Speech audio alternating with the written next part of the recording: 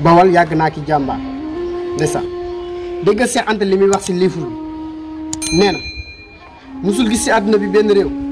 bu développé si langue jaamu ndeysaan nee na chinois bi dafa développé en chinois japonais bi développé en japonais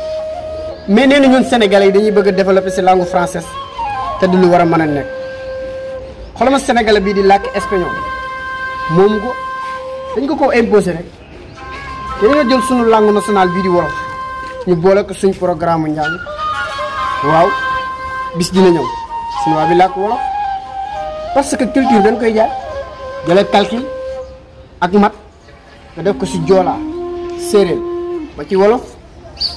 loolu day suñ ko defee dinañ am lu riche suñ ay langue nationale